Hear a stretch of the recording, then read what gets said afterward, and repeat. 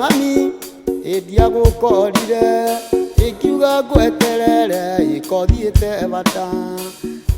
decades, development organizations have engaged in projects that involve stakeholders and positively affect the lives of beneficiaries. However, the impacts of these projects are often limited.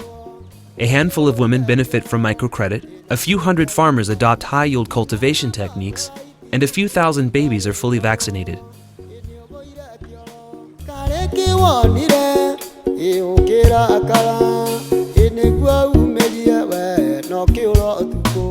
Across the world, development practitioners are faced with a common challenge: how to scale up activities to reach thousands of women instead of dozens, tens of thousands of farmers rather than hundreds, and millions of babies instead of thousands.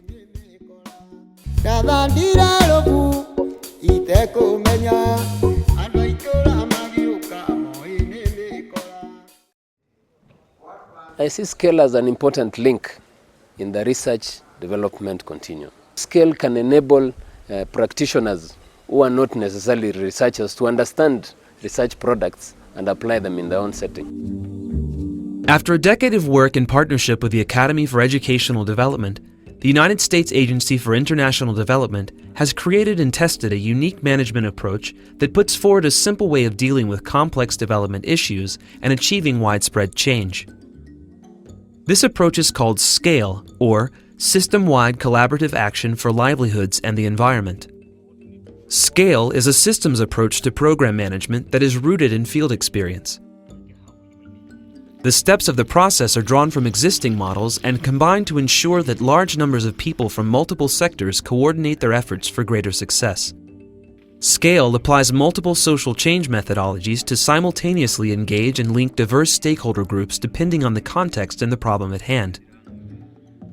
The steps of the SCALE process include: map the context, defining and understanding the larger system around a development goal by identifying the related environmental, economic, governance, and social issues, as well as stakeholders.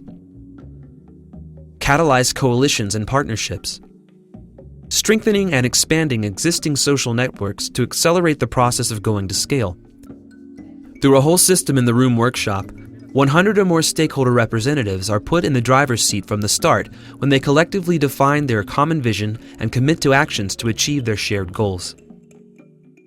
Create collaborative and sustainable solutions, generating options that address the issues identified and map the context.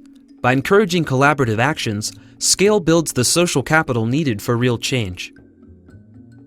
Act, strengthening stakeholders' capacity to carry out solutions through the simultaneous application of social change methodologies.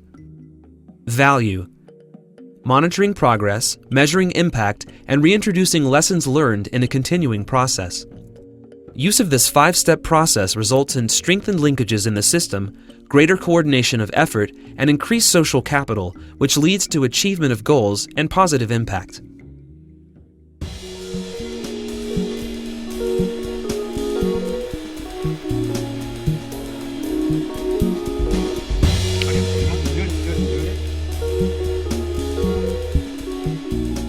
USAID recognized that SCALE had the potential to revolutionize how development practitioners designed and implemented projects. However, there were no field demonstrations that established the benefits and impacts of applying SCALE. In the fall of 2005, USAID funded 2 pilot projects, one in Kenya and one in Morocco, to demonstrate SCALE and encourage development practitioners around the world to adopt the approach.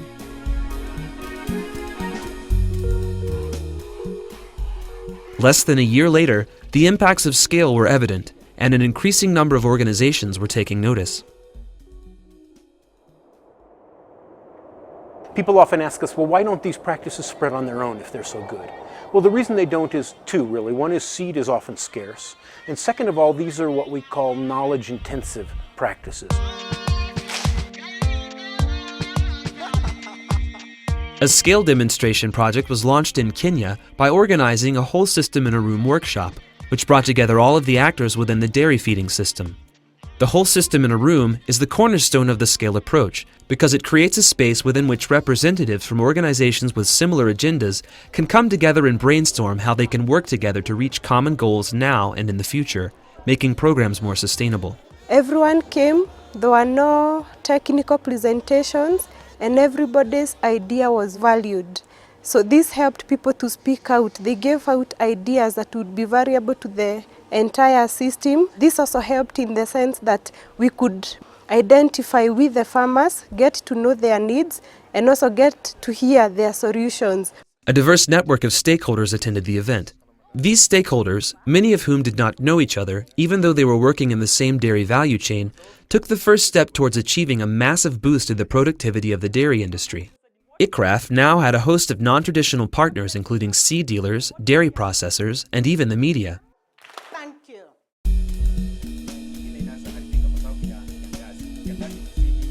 The mass media played a big role in creating demand by getting people to start seeking out the different shrubs and the services of extension agents. Radio stations became the ideal means of communicating basic information about fodder shrubs to a large number of listeners across the country. In my program, I'm more focused to educating, teaching, and even giving the farmers the current affairs, at the same time current tips on farming. As more and more farmers began seeking additional information about fodder technology, ICRAF turned to two other partners, the seed dealers and the dairy processors.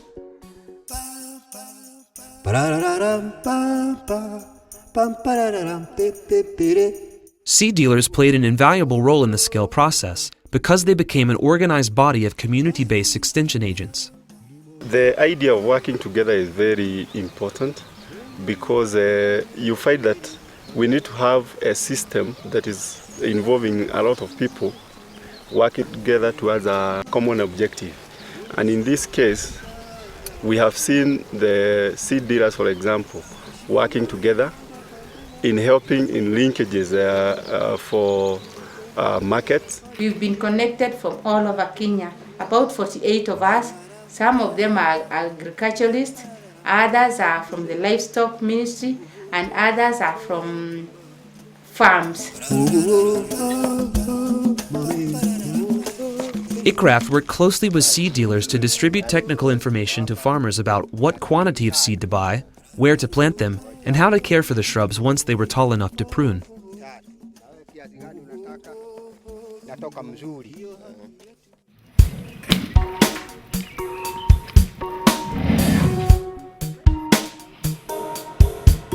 Dairy processors also proved to be powerful partners.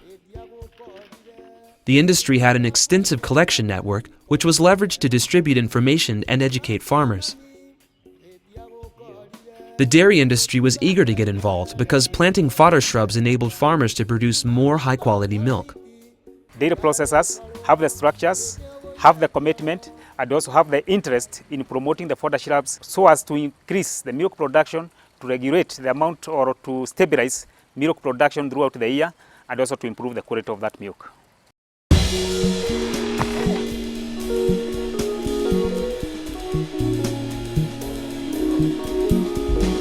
The activities of the demonstration project in Kenya highlighted the steps and the impacts of scale. Within 12 months of applying scale, most of the major stakeholders within the dairy feeding system were working together, significantly increasing the number of dairy farmers planting fodder shrubs, increasing incomes and transforming livelihoods in Kenya's central highlands.